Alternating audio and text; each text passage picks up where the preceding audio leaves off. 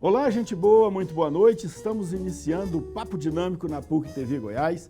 Hoje nós vamos falar de conhecimento humano e com isso nós vamos falar de senso comum, de ciência e de filosofia. E vamos falar estes e outros assuntos aqui no Papo Dinâmico com o professor Wagner Oliveira de Souza, filósofo, professor da PUC Goiás, e com o professor Valdir Souza Guimarães, que também é filósofo e professor da PUC Goiás. Hoje estamos bem, cheio de filósofos aqui e vamos então cumprimentar primeiro, né? Obrigado, professores, professor Wagner, obrigado pela presença, boa noite, seja bem-vindo aqui no Papo Dinâmico. Boa noite, professor Daniel, boa noite, professor Valdir, é uma satisfação estar aqui entre dois ex-professores, que continua sendo professor, né? É uma satisfação e uma boa noite também aos nossos amigos telespectadores. Professor Valdir, obrigado pela presença, boa noite, seja bem-vindo aqui. Boa noite, obrigado por ter me dado esse convite, né? E é uma satisfação grande poder tratar desses assuntos, porque, como você sabe, enquanto colega da PUC, a filosofia, com seus assuntos, representa a minha vida. Perfeito. Veja bem, vamos começar com uma provocação, pode ser? Eu vou fazer a pergunta para os dois. Por que o enunciado, ou proposição, ou afirmação, ou oração, depende aí o modo como você entende, mas a afirmação de que a Terra é plana é falsa, professor Wagner? Bem, ela é falsa partindo do conhecimento científico que nós temos da totalidade do sistema. Para o senso comum, ele julga aquilo que está diante de si. Por exemplo, eu conheço pessoas que não acreditam como foi a Lua e não acreditam que a Terra é redonda, porque essas pessoas julgam a realidade a partir daquilo que seus sentidos lhes mostram. E para essa pessoa a Terra é plana. Agora é um enunciado falso a partir de uma visão científica que prova, né, de forma objetiva, necessária, universal, que a Terra ela não é plana. Ela é redonda e tem uma inclinação de alguns graus. Agora, para muita gente, professor Valdir, o senso comum também atesta que a Terra é redonda e não plana, não é isso? É, porque o senso comum é, vamos dizer, a tradição de um conhecimento que foi assimilado pelo povo, pela maioria dos estudantes, e segundo essa tradição, desde o século XVI, já podia-se dizer que a Terra não era redonda. Por exemplo, nas viagens... A Terra não era plana. Não era plana, isso. Desculpa, não era plana. As viagens marítimas mostravam para os viajantes que no horizonte algo estava acontecendo no sentido de... O céu encontrando com a água. Esconder as caravelas, né? Isso. Não havia navios ainda, as caravelas ou as embarcações. E isso fazia deduzir que a Terra não era plana. Em alto mar, quando a gente vai de navio, vê outro navio, se a gente está fazendo um cruzeiro, vê um navio em direção oposta, primeiro aparece a parte de cima do navio, depois que vai aparecendo, né, aos poucos, o restante do navio. Então você vê, pela observação simples e comum, é possível saber que a Terra realmente é redonda.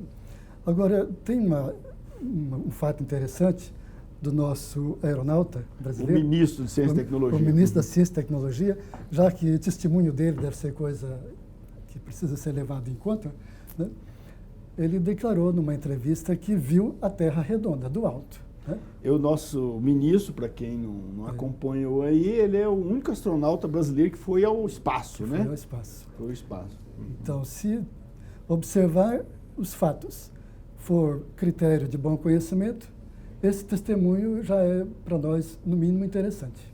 Se a pessoa for um pouquinho curiosa, chegar na praia mesmo e olhar para dentro do mar assim, ele vê que o céu, né, vai se encontrar com a água lá no horizonte, né? Sim.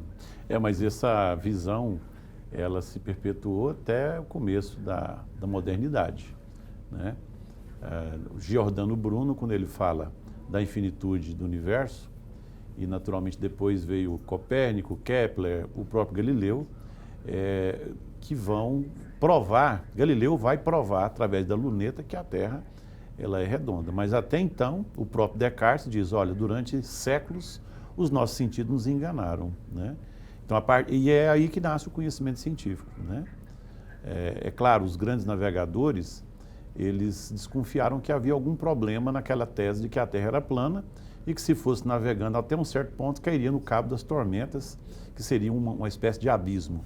Acreditava-se que a Terra era plana no formato de uma mesa, por exemplo, né? E aí os navegadores descobriram e ultrapassaram esse ponto, que passou a se chamar Cabo da Boa Esperança, e naturalmente depois veio a ciência para certificar de que realmente a Terra ela era redonda. Agora, é claro, em termos de, quando nós pegamos os textos bíblicos, o profeta Isaías, há 600 anos antes de Cristo, ele disse, numa linguagem poética, né, que Deus era aquele que caminhava sob a circunferência da Terra, ou a esfericidade da Terra. Só que isso é um conhecimento religioso, a partir de uma fé religiosa. A certificação mesmo de que a Terra é plana, isso veio com a Revolução Científica do século XVII, com esses expoentes, esses que nós citamos agora, Copérnico, Kepler e Galileu. Perfeito. Inclusive, tem muita gente que se baseia na Bíblia para fazer inferências meio malucas, assim, Sim. como, por exemplo, o tempo de existência do mundo, Sim. que faz o cálculo lá com as datas da Bíblia e soma e chega a 5, 6 mil anos que existe, né, de existência do universo, o que é um absurdo. Então, como entender essas proposições, essas afirmações da Bíblia, que não são científicas, quer dizer, não correspondem aos fatos científicos? Porque é óbvio que a Bíblia é um livro de inspiração divina, eu acredito nisso, mas não se pode acreditar em qualquer coisa na Bíblia como sendo de inspiração divina, né? Não dá para fazer enunciados científicos a partir da nossa ideia de racionalidade dos textos bíblicos. Só para você ter noção, quando nós lemos Gênesis 1, fala que a Terra foi feita em 6 dias. Só que o Sol foi feito no 4º dia. Então, como é que foram os outros dias sem Sol? Com certeza não foram dias como esses que nós temos. É uma linguagem simbólica, né? Que para a filosofia é uma linguagem mítica. Então, nós não podemos racionalizar essa linguagem e querer fazer o cálculo de quanto tempo a Terra tem. Isso vem mais um pouco da tradição judaica, que inclusive agora está comemorando o ano 5.700 e alguma coisa, né? Mas assim, a religião em si, ela não vem e diz, tem tantos anos. Os teólogos é quem dizem isso, e não necessariamente a Bíblia. Na verdade, a Bíblia tem o seu valor, que é uma verdade religiosa, uma verdade moral, não é uma verdade científica. Nós temos o senso comum, nós temos a ciência, o conhecimento filosófico e o conhecimento mítico. O conhecimento mítico, ele não parte dos pressupostos da racionalidade, ele parte do valor, né? Das intuições que nós temos, da percepção que nós temos de conceitos universais. Por exemplo, eu sou capaz, Kant diz isso, eu posso pensar no mundo, mas eu não dou conta de conhecer o mundo, mas eu concebo isso no pensamento. Eu penso em Deus, né? Formulo esse conceito, mas racionalmente não conseguimos chegar a esse conceito a partir da nossa ideia de ciência que temos hoje. Professor Valdir, o que diferencia esses diferentes saberes? O senso comum, ciência e filosofia? Pois é, cada um deles tem uma forma própria de se produzir, né? O senso comum, como o próprio nome indica, é um saber que já é compartilhado por muita gente. Inclusive, ele pode estar presente até em pessoas muito estudadas. Sim. Porque a função da escola é exatamente isso, conservar e informar sobre aquilo que já está produzido em nome do conhecimento humano. Então, as pessoas vão à escola para ter esse tipo de conhecimento que é comum. Então, a escola participa naturalmente do senso comum. Mas a mesma escola pode ter uma certa inquietude intelectual. Pode, de repente, começar a questionar as coisas que são ensinadas. Pode entrar em contato com disciplinas filosóficas. Em geral, disciplinas filosóficas não são bem trabalhadas na escola comum, né? Mas quando alguma escola direciona um projeto sério, aí dá para perceber que ela também vai contribuir para um outro tipo de conhecimento, que além do senso comum, é chamado conhecimento científico. Isso é tarefa das universidades, principalmente, né? A universidade não pode trabalhar no nível do senso comum. Aliás, dentro de sala de aula, o que a gente mais cobra de aluno é que eles se libertem desse tipo de consciência, né? Ou seja, começa a desenvolver o que nós chamamos em filosofia de senso crítico. O senso crítico é fundamental tanto para a ciência quanto para o pensamento filosófico. O que distingue, já que você perguntou, a ciência da filosofia? A ciência é uma área que procura experiências ou experimentos. A gente estava aqui falando de uma tese que até agora os experimentos parece que não estão convencendo as pessoas que pensam, porque tem gente, se diz a área filosófica, não aceita, não admite, né, a veracidade da experiência. Então, a ciência tem uma forma especial de experimentar, cujo resultado todo mundo vai ser obrigado a acatar, né? Essa forma especial não é a experiência comum, chama-se experimentos, né? Ou experimentação. Essa forma especial ela é trabalhada em laboratório. O professor Valdir, no bloco anterior, dissecou muito bem a diferença entre senso comum e ciência. Senso comum, que é o conhecimento dado, que todos nós temos, pelo qual nós orientamos e vivemos a nossa vida, mas também o conhecimento científico, um conhecimento sistemático, experimentado, né, e que possibilita a comprovação das suas conclusões, dos seus enunciados.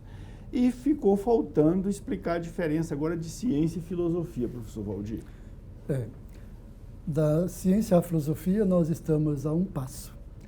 Porque os primeiros filósofos, eles eram chamados sábios na Grécia Antiga. Lidavam com matemática, com geometria, com astronomia, geografia. E na escola de Platão, na academia de Platão, estava até escrito na entrada: não entre nessa escola se não tiver o básico das informações relacionadas a todo o conhecimento produzido até agora. Isto é, para ser filósofo não é fácil, né? Mas também não é impossível, porque essa base que estava na academia, lá de Platão, ela se encontra subjacente também nas academias universitárias, através dos exames vestibulares. Então, na universidade é possível fazer não apenas ciência, como também filosofia, a qual se distingue da ciência da seguinte maneira: ela é uma atividade intelectual predominantemente especulativa, teórica, contemplativa. E por isso ela se diz conhecimento da totalidade do real. Ela não visa as partes ou os fragmentos, como a ciência tem que fazer para poder levar à experimentação. Quanto à ciência, é biologia, que estuda a vida, a física, que estuda o mundo físico, as leis da física, sei lá, matemática, as relações numéricas, as fórmulas e tal. Exato. Que mais? Quais outros? A astronomia, que estuda os astros, a filosofia estuda o fundamento de todos os saberes, digamos. Isso. Uhum. A filosofia não pode se confundir com a ciência nos seus objetos. Uhum. Assim como a ciência tem essa diversidade de objetos, particulares, especializados, fragmentários, a filosofia tem o seu, mas não trata da mesma forma que a ciência, né? Uhum. A forma da ciência é empírica ou experimental, hipotético-dedutiva, e a forma filosófica é especulativa, intuitiva, né? Raciocinativa. Em grego a gente diz uma atividade puramente contemplativa. É uma conversa chamada profunda porque não está de olho em nenhuma coisa em particular. Quando a gente diz o todo em filosofia, ninguém tem acesso empírico a esse todo. Nós podemos dar um exemplo. Essa mesa aqui no seu todo, ninguém tem acesso a ela pela experiência, porque sempre vai faltar alguma parte dela para a gente apreender ou intuir, né? Mas é o pensamento que vai fazer vamos dizer assim, a completude desse objeto, né? Pelo pensamento, então, a gente tem condições de falar ou de entender não apenas de partes do todo, mas da totalidade de cada coisa ou objeto. Essa é uma das formas de entender a filosofia, mas existem muitas concepções de filosofia que, se você achar suficiente agora, né, a gente pode... Professor Wagner, então, pelo que a explicação que o professor Valdir dá sobre filosofia, o filósofo não é um sabe-tudo, que sabe de todos os objetos das ciências. O filósofo é aquele que sabe o quê? O fundamento, é isso? Eu diria o seguinte, até o nascimento das ciências, da modernidade, o professor Valdir muito bem colocou, o filósofo ele era visto como o grande conhecedor de várias áreas de conhecimento, né? Aristóteles Hoje, mesmo estudou um monte de coisa, né? Ele publicou sobre política, botânica, lógica, exatamente. matemática. Ele quem praticamente sistematizou a lógica e a ética, né? Tem tratados dele de botânica e etc. Bem, o que nós podemos dizer é que o filósofo ele não se contenta com os dados que lhe são apresentados da forma objetiva como a ciência faz. Por exemplo, nós pensamos no infinito, mas nós não temos experiência com o infinito. O matemático ele dá conta de pressupor o infinito como uma função da razão a partir do hoje, do ontem, do amanhã, do antes de ontem, do depois da manhã. Então, a minha razão vai e processa o infinito, né? Para o filósofo, essa função da razão, ela se equivale ao que diz o matemático. A eternidade, nós não temos uma experiência da eternidade, mas nós damos conta de formular esse conceito. Assim como também o conceito, a verdade, né? A ciência tem as suas verdades, os seus enunciados são ou verdadeiros ou falsos. Agora, a filosofia trabalha com um critério de verdade que abrange a totalidade do propósito das coisas e não simplesmente dos enunciados. Eu posso muito bem dizer que o propósito de uma semente se tornar numa árvore, né? Agora, a verdade a qual o filósofo persegue é aquela do propósito. Qual é o propósito da árvore dentro do contexto geral de todas as coisas? É nesse sentido. Para que serve a filosofia? Filosofia, eu costumo dizer para os alunos fazem essa pergunta. Essa é a primeira pergunta, né? De todo mundo. Professor, vai dar aula para o curso de Direito, o aluno pergunta, professor, para que serve filosofia? E eu costumo dizer o seguinte, ela não serve para coisa alguma. E aí é que está a importância dela. Nós não somos tão pragmáticos quanto parece, né? Nós não nos contentamos com as coisas. Se, por exemplo, a ideia de que tudo surgiu de um ponto, essa teoria do Big Bang, né? Kant diria, mas daqui a pouco nós vamos perguntar, e esse ponto surgiu de onde? Né? A teoria do Big Bang, inclusive, está sendo abandonada agora, porque o acelerador de partículas na Europa provou que a teoria está errada. Então, a filosofia, ela serve para, digamos assim, para atender a essas demandas do espírito humano. O ser humano ele nunca vai se contentar com aquilo que ele sabe e com as coisas como elas se apresentam. E aí vem a filosofia, que é sempre essa especulação que nos lança para diante daquilo que está posto. Eu diria que a filosofia ela é uma forma de antecipação de conhecimentos, de realidades e de frustrações também do ser humano, porque ele sempre dá conta de pensar para além do dado imediato dos nossos sentidos e até para além da própria ciência. Veja só, a ciência, por exemplo, as navegações durante muito tempo, elas ficaram emperradas. O progresso das embarcações, do fabrico de grandes navios, porque havia um senso comum instalado na ciência naval de que os barcos de ferro seriam mais pesados do que os barcos de madeira. Então, durante muito tempo, só fazia barco de madeira. E alguém, então, disse, isso aí é um dado dos nossos sentidos que está impedindo a ciência de avançar. E fizeram um barco de ferro, de aço, e perceberam que não dava para afundar, né? Então, por quê? Alguém questionou, por que o barco tem que ser de madeira? Então, esse espírito de inquietação, ele é exatamente a picada da coruja, que é o símbolo da filosofia, que não nos leva a aceitar a realidade como ela está posta, como a ciência assim coloca diante de nós. Perfeito. Então, professor Valdir, a filosofia tem alguma utilidade? Dependendo do ponto de vista, ela tem muita utilidade. Muita utilidade. Porque esse conceito do útil é relativo, né? A gente poderia perguntar primeiro o que é útil para o ser humano. Todas as coisas, na verdade, são úteis, né? Até aquelas chamadas inúteis são úteis. Por exemplo, quando a gente vai lá no estádio ver um jogo de futebol, isso não tem nenhuma utilidade na vida prática. É verdade. Mas as pessoas se emocionam, se entusiasmam e vivenciam aquilo com muita paixão, com muita vida, muita força. Quer dizer, a mesma paixão que se tem para uma partida de futebol, ou um time, como a gente diz, a gente pode ter para as coisas que não existem, né? Que não acontecem no estádio de futebol. Paixão, por exemplo, o professor Wagner estava falando aí, daquelas coisas que a gente não vê. Ora, a maioria das coisas que a gente pensa, a gente não vê. A gente não vê, por exemplo, em nossa frente, a liberdade. Sim. A gente não vê A sociedade, a gente só vê casas e pessoas, a gente não vê o mundo. No entanto, é preciso pensar, quer dizer, o pensamento tem muita utilidade, ele serve para ampliar a percepção espiritual do ser humano e, por isso, desenvolver a própria consciência. Né? É verdade, a gente busca liberdade, né? Que é uma coisa não palpável, né? Na verdade, é um estado de espírito. O que é a liberdade? Exatamente. Todo mundo fala em liberdade, você está falando, existe a liberdade.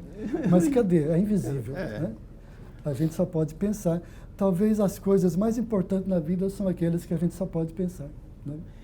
Isso tem a ver também, por exemplo, com a fidelidade, que a fidelidade, ninguém consegue provar a fidelidade, né? A gente só prova a infidelidade, né? Exatamente. Alguém fala assim, eu sou fiel, né? Um casal de namorado, um vira o outro e fala, eu sou fiel, ou seja, então prova para mim. Não tem jeito de provar, né? Só tem jeito de provar a infidelidade, porque a infidelidade é um ato. E também as coisas concretas nem sempre têm relação com esse sentimento que é abstrato. Né? As questões da ética, por exemplo. A gente não sabe se a faca que corta está fazendo bem ou mal. Não importa se está cortando um pedaço de carne para comer ou se está sendo enfiado na barriga de alguém. Né? Porque tem esse problema. Mas mesmo que estando sendo enfiado na barriga de alguém, pode ser que é para fazer o bem, que pode ser uma cirurgia. Uma cirurgia, exatamente. Né? Então é muito uma cirurgia relativo. necessária, claro. O conhecimento, então, é interessante por isso, porque a gente não tem certeza, nem mesmo daquilo que os olhos veem, né? Ou que os sentidos comprovam. Como já dizia Platão e grandes racionalistas, se a matemática ou a lógica, que é a área de vocês, né? Se a lógica conseguir provar, até hoje é meio difícil também dizer que ela está provando alguma coisa, ela demonstra através de razões ou raciocínios alguma coisa que para as pessoas menos preparadas em lógica fica assim na última palavra. Mas... Então, olha, na história da filosofia, o professor Valdir citou aqui os pré-socráticos, não sei se o professor Wagner também citou os pré-socráticos, isso lá por volta do século 6, 7 a.C., né? Antes de Cristo, lá pelo ano 500 a.C. Século XII. Século XII foi a época do Platão, Aristóteles, né? Platão é século... século XII já é agora, recentemente. Século XII depois... Antes de Cristo. Antes de Cristo. Mas aí ainda século XII antes de Cristo já tinha os pré-socráticos? Remonta ao século XII antes de Cristo? Século 6, 7 antes de Cristo. Né? É. Mas do século XII é porque de trás para frente. Do século XII até o século VI, porque Platão é de 400 e alguma coisa. 430, por exemplo. Antes de Cristo, e Sócrates também dessa época. Aristóteles nasceu em 369 e morreu em 322. Ok. Bom, de qualquer modo, lá os pré-socráticos, conversando Tales de Mileto, Anaximandro, Pitágoras, Anaxágoras, Parmênides, né? Parmênides, o filósofo do Ciro, Heráclito do Viracê, né? Esses filósofos aí, desde essa época lá, tem teorias filosóficas produzidas por esse pessoal. Depois veio Sócrates, com a maêutica, Platão, Aristóteles, depois deles vieram os estoicos, os epicuristas, Santo Agostinho, os agnósticos, os gnósticos, né? Os gnósticos que defendiam o acesso a Deus pelo conhecimento, professor Valdir, é isso? Exatamente. O homem era tão otimista em relação ao conhecimento que não apenas acreditava na verdade, queria experimentar a verdade. E a verdade é Deus, né? Okay. Tanto que os medievais vão repetir esse enunciado, principalmente Agostinho. Santo Agostinho foi gnóstico por uns tempos, Santo Agostinho, gnóstico, e pelo que eu já vi, Tomás de Aquino também era interessado em coisas um pouco esotéricas, alquímicas. Não sabia, São Tomás, tomista. Tomás, exatamente. Os tomistas são mais racionais, assim, mais racionalistas. Mas eu acho que isso está mais ou menos de acordo com o espírito de Aristóteles, que era um experimentador, né? Era alguém que mexia. Mas, professor Valdir, é possível a pessoa chegar a Deus, fazer a experiência de Deus por meio do conhecimento? Pois é. Por intermédio do conhecimento? O que é esse conhecimento que eleva a alma ou o ser, o próprio sujeito, até aquela experiência que é chamada mística, teológica, religiosa, não importa o nome que se dê, né? Por quê? Porque no Antigo Testamento mesmo tem uma frase interessante que fala assim: vós sois deuses. Vós sois deuses. É que nós, na realidade, não estamos nos comportando assim tão perfeitamente. É um problema. Por que não estamos se comportando? é provável que nós estejamos ignorando muito a nossa natureza real. E esse conhecimento, então, ele tem muito a ver com o autoconhecimento, que vem da tradição hermética dos egípcios. Você conhece uma obra do Santo Agostinho chamada De Magistro? Isto, De Magistro. Essa obra fala, parece que é disso que ela fala. Né? O De Magistro o conhecimento trata de si mesmo. da verdade dentro do próprio estudante, próprio sujeito. Né? Ao se conhecer, você acaba descobrindo Deus, E ele fala Cristo, que, no caso. Ele fala que Cristo é exatamente essa verdade dentro de cada um de nós. Né? Tem o Jesus Cristo e tem o Cristo. Né? O Paulo também, apóstolo, fala do Cristo. Não fala do Jesus que vive em mim, é do Cristo que vive em mim. É coisa interessante para a gente ser pensado. Então, existe o gnosticismo cristão, né? E tem o pagão. O gnosticismo cristão é esse que coloca o Cristo. O autoconhecimento dá acesso a Cristo. O sujeito que conhece seus limites, suas fraquezas, né? Seus vícios e paixões, como dizia Platão, tem uma noção mais clara da situação em que o seu ser se encontra.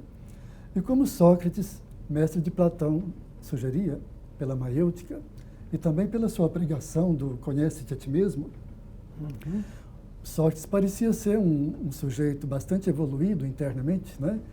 Muito perspicaz, muito iluminador em todas as suas conversas, e isso tem a ver com aquilo que o próprio Cristo fala no Evangelho, vós sois luz do mundo, né? Qualquer pessoa pode ser uma boa luz nesse mundo, e só pode ser na medida em que a gente vai saindo das próprias trevas, né? Ou seja, da ignorância de si mesmo. Porque o que mais tem dentro de nós são obstáculos à verdadeira realização do nosso ser, segundo o gnosticismo e segundo o cristianismo. Quem é o seguidor de Jesus Cristo?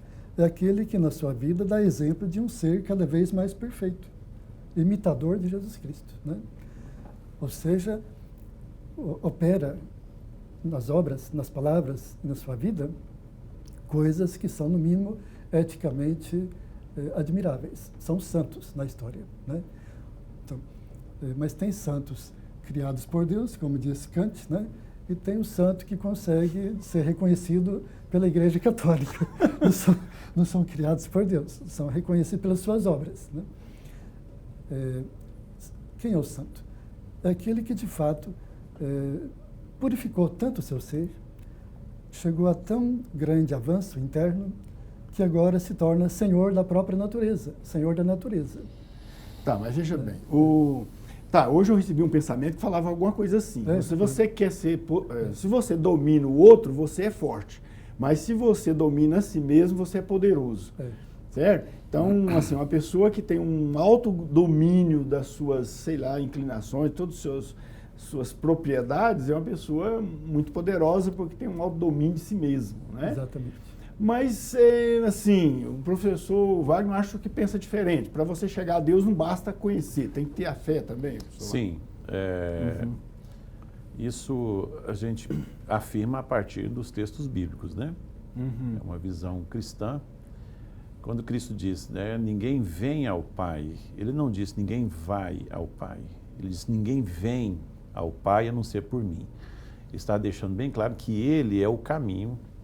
Tá, mas e no do ponto de sentido vista de conhecer a verdade. Na Bíblia, tranquilo. Do ponto de vista filosófico. A gente vê lá vários exemplos sim. Da ação de Jesus Cristo, as parábolas, os milagres todos. Inclusive, Jesus Cristo fala, a sua fé te curou e tal. Isso. Então, a fé é fundamental na origem ali do cristianismo, né?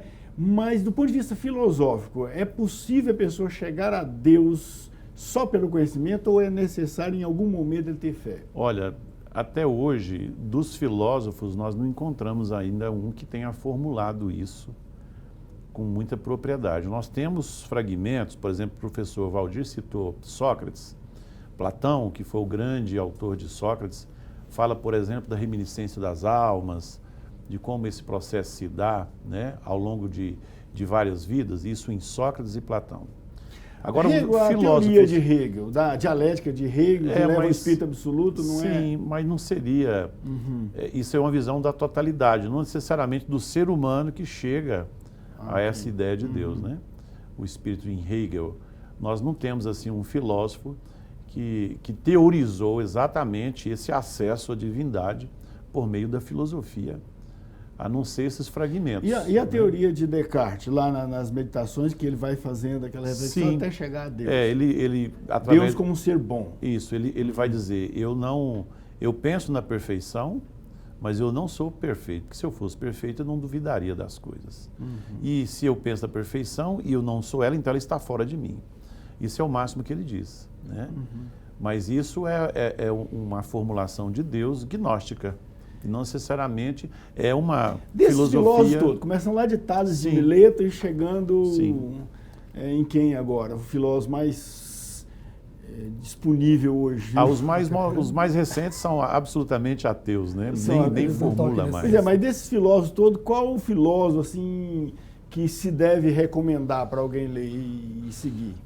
Olha, dos filósofos, Wagner Oliveira, todos eles, nós temos, por exemplo, em Aristóteles, ele fala do grande relojoeiro. Porque Aristóteles foi um filósofo, é um filósofo, digamos assim, adotado por muita gente. Né? Até hoje se faz referência mas a Aristóteles.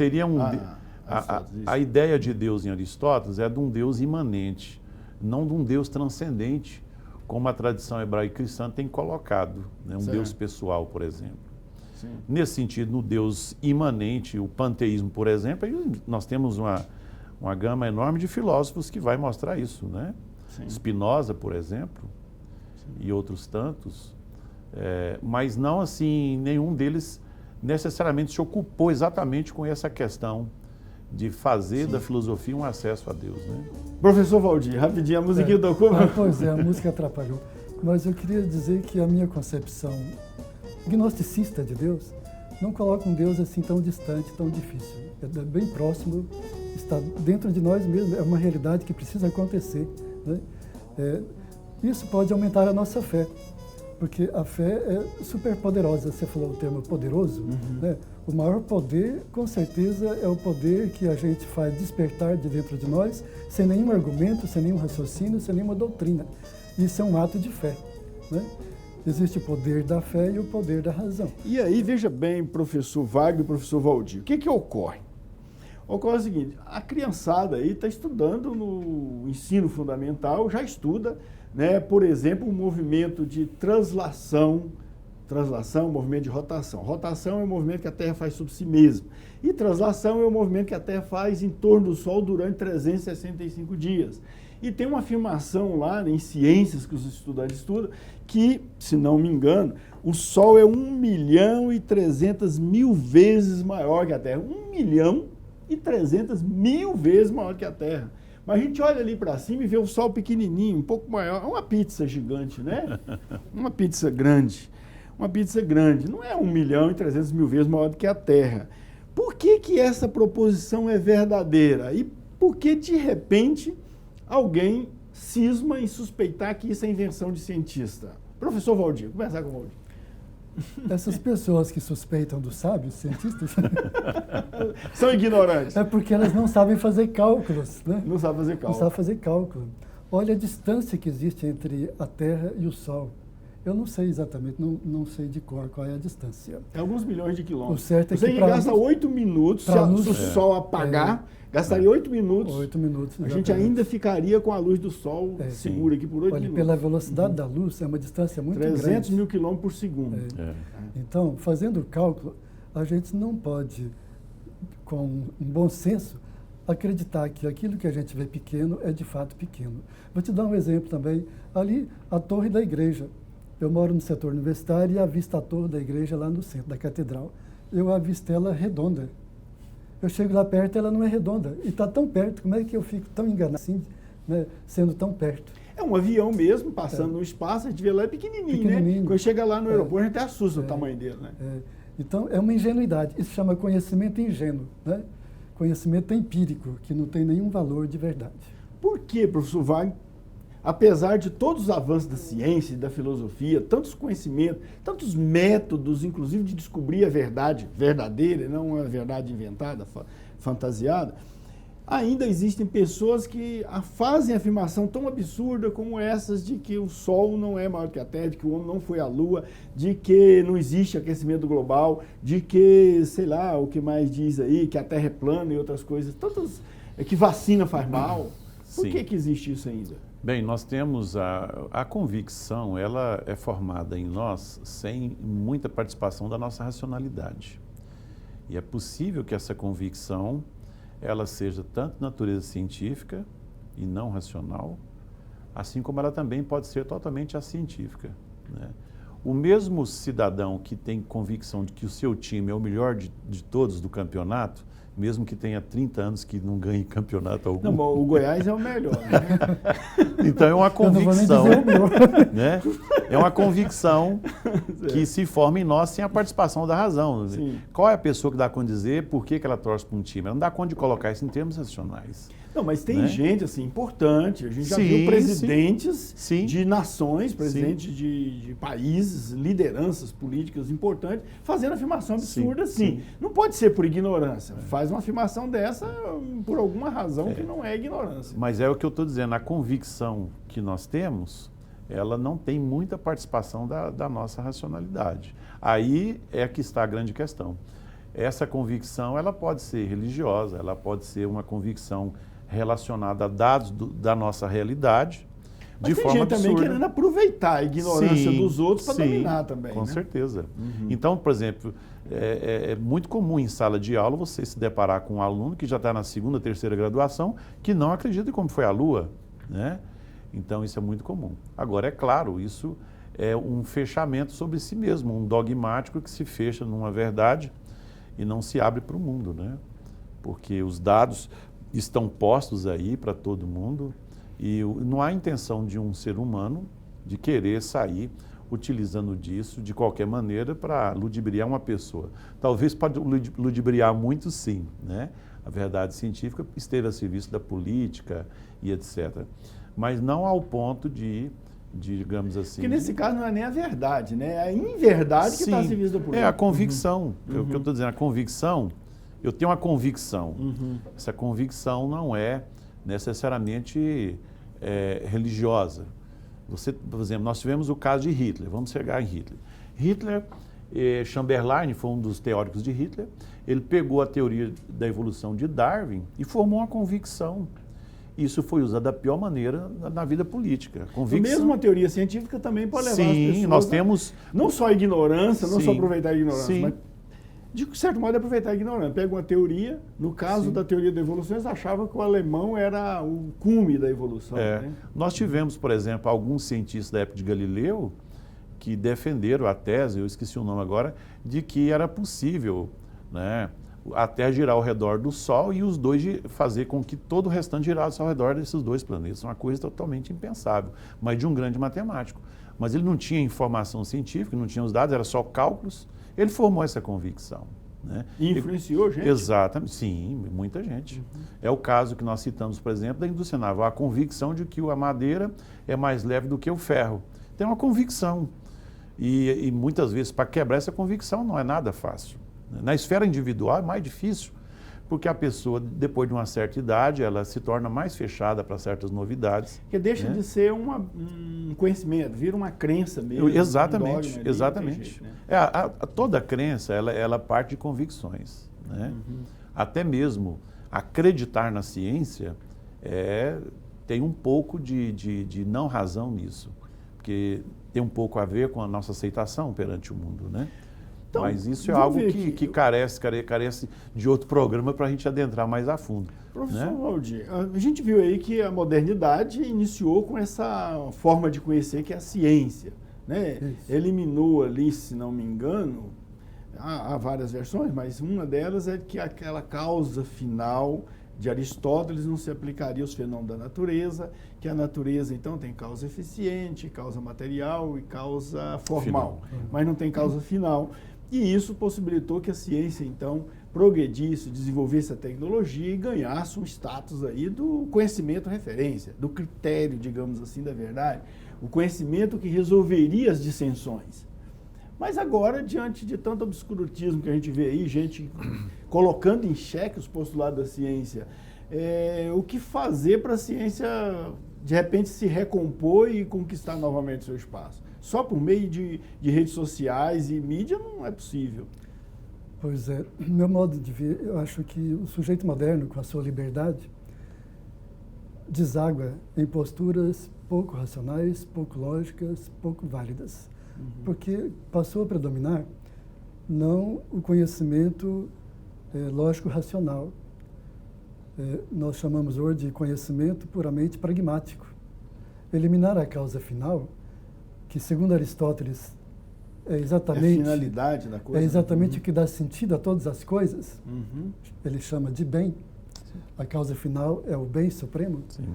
Ora, a modernidade parou de buscar o bem supremo e agora fica produzindo qualquer coisa em nome do bem com letra minúscula e muito mais em nome dos interesses particulares, né? Ou das coisas imediatistas, daquilo que não tem futuro e que só está produzindo, a gente pode dizer claramente, está produzindo muito estrago no planeta Terra, na vida do ser humano, na vida das plantas, dos rios, enfim, até das estrelas, né? Isso a gente pode chamar de uma ciência irresponsável. Não é que a gente vai condenar a ciência, é preciso ver o que a ciência, com todo o seu poder, pode fazer de bom para não excluir esse princípio aristotélico da causa final. Nós podemos perguntar às pessoas aí para onde estamos indo, para onde a história está indo, ninguém tem resposta. Aristóteles saberia qual a resposta. Isso começou com os iluministas, aquela empolgação de que a razão seria suficiente para resolver os problemas humanos, da política e etc. A escola de Frankfurt veio e fez o contraponto, mostrando que aquela razão se transformou numa razão instrumental. Então, hoje nós temos uma ciência instrumental, né? É claro, ainda tem um cientista bem intencionado, mas nós temos hoje várias outras questões que interferem, como é o caso do mercado, né? A economia global, ela, de uma certa maneira, ela aliena o conhecimento a seu serviço. E isso, de uma certa maneira, acaba trazendo problemas. Problemas, inclusive, de natureza global, porque você tem uma política da soberania dos estados que é local, mas temos uma economia que é global. E a ciência, uma vez a serviço desse interesse global, foge aos poderes de estados soberanos nacionais. Então, perfeito, excelente. Eu gostei demais do programa hoje, estou muito satisfeito. Vou utilizar esse programa na minha vida profissional, porque eu acho que foi muito elucidativo para todos nós em relação ao conhecimento. Olha, assim, numa hora, falar de filosofia, de ciência, de senso comum não é fácil. Aqui você aprende em uma hora o que você deveria gastar aí os 2 anos para aprender tudo isso aqui, né? Até mais, né? Se pegar esse programa e repetir umas 2 vezes, você vai aprender coisa que muita gente gasta 2 anos para aprender, porque, evidentemente, estivemos aqui com essas 2 feras da filosofia, o professor Wagner e o professor Valdir Guimarães. Obrigado pela presença, professor Valdir. Muito boa noite. Boa noite. Foi um prazer estar aqui. Quem sabe a gente volta depois para tratar de outros assuntos. Sim, com certeza. Professor Wagner, obrigado pela presença. Obrigado, muito boa noite. Obrigado, professor Daniel, pelo convite. Obrigado, professor Valdir, pela companhia. Muito obrigado. E para você que nos acompanhou, um grande abraço. Espero que tenha gostado. Até a próxima.